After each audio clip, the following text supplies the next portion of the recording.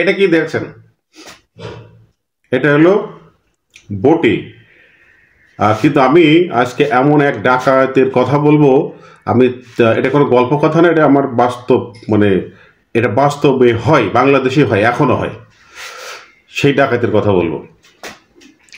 ধরেন আপনি ট্রেনে করে যাচ্ছেন সিলেট অঞ্চলে। সিলেটে অনেক সুন্দর সুন্দর দৃশ্য আছে।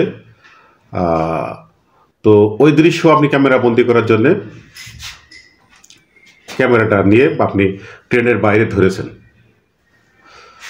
ট্রেনের বাইরে আপনি ধরেছেন, ওই সময় কিন্তু আপনার হঠাৎ করে দেখবেন যে আপনার হাতটা নেই, মানে ক্যামেরাতে, মানে কি বলে, মোবাইল তো দূরের কথা, মানে দেখবেন আপনার হাতই নেই। এরকম এক আজব ডাকাতের ঘটনা ঘটে দিনের বেলায় চলন্ত ট্রেনে। ডাকাত কিন্তু ট্রেনে নেই, আপনি ট্রেনে, কিন্তু ডাকাত ট্রেনের বাইরে। হঠাৎ করে দেখবেন আপনার হাত নেই।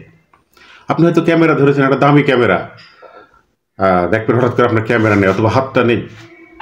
আরও সবচেয়ে ভয়াবহ ঘটনা হচ্ছে,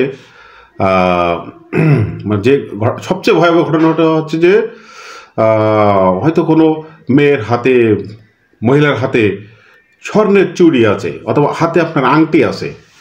এই আংটি কিন্তু ওরা নিয়ে নেবে। কীভাবে নেবে সেই কথাই আমি বলছি। ওদের হাতে এই ধরনের একটা অস্ত্র থাকে। এটা কি? এটা হলো বটি, কিন্তু ওদের হাতে থাকে হাইশো, এক বিশেষ ধরনের মানে ছোট্ট কাঠের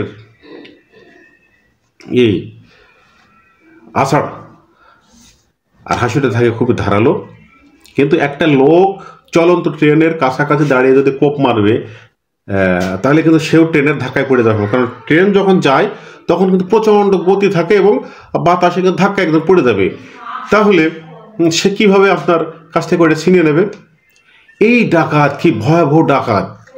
দূর থেকে ও লক্ষ্য করবে, করার পরে ওই যে হাইশো না, ওই হাইশো এইভাবে ছুঁড়ে দেওয়ার পরে একজনের হাতে আংটি আছে, একজনের হাতে হয়তো স্বর্ণের চুড়ি আছে। এটা কীভাবে হবে? মানে ওই হাত এমনভাবে ও হাইশোটা ছুঁড়ে দেবে যে হাত কেটে পড়ে যাবে। চিন্তা করতে পারেন কি ভয়াবহ ঘটনা! এটা আমি আজকে ইত্যাদিতে দেখলাম, হানিফ সংকেতের ইত্যাদিতে সেই ঘটনার একটা ঘটনা সে তুলে ধরেছে। এই হবিগঞ্জ অঞ্চলে এরকম নাকি, সিলেট অঞ্চলে এরকম হয়। অনেক সুন্দর সুন্দর দৃশ্য আছে সেখানে। ট্রেনে চলতে চলতে মানুষ ক্যামেরা বন্দি করার চেষ্টা করে, বা অনেক সময় দেখা যায় হাত বের করে রাখে, হাতে মূল্যবান কোনো জিনিস আছে, ওরা দূর থেকে টার্গেট করতে পারে। ওদের পেশায় ওই, মানে বন অঞ্চলে ওরা ওই দূর থেকে আপনার হাসিটা ছুড়ে দেওয়ার পরে আপনার হাতটা কেটে পড়ে যাবে। এলে হাতের সাথে ওই মোবাইল পড়ে যাবে বা ক্যামেরা পড়ে যাবে, অথবা হচ্ছে স্বর্ণের চুড়ি পরা আছে কি আংটি পরা আছে। কি ভয়াবহ ঘটনা!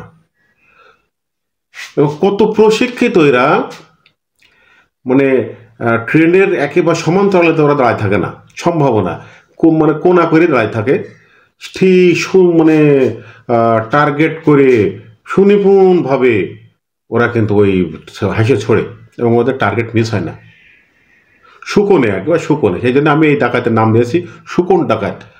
মানে কতটা টার্গেট এবং কতটা দক্ষতা না থাকলে এটা সম্ভব হয়। এবং কথার কথা, আপনি ট্রেন এরকম একটা ঘটনা ঘটে যাওয়ার পরে ট্রেন থামানো হলো, কিন্তু ওই সব অঞ্চলে থাকে জঙ্গল, ওরা দ্রুত জঙ্গলের ভিতরে হারিয়ে যায়। কি ভয়াবহ ঘটনা, কি ভয়াবহ ডাকাতির ঘটনা! আপনি দেখবেন আপনার ক্যামেরা নেই, কি মোবাইল নেই, কি আপনার হচ্ছে স্বর্ণের চুড়ি অথবা আংটি হারাই গেছে, যা যেতে পারে ওরকম, কিন্তু দেখবেন আপনার হাত নেই। এমনভাবে তারা ওই হাসিটা ছোড়ে। তাই ট্রেনে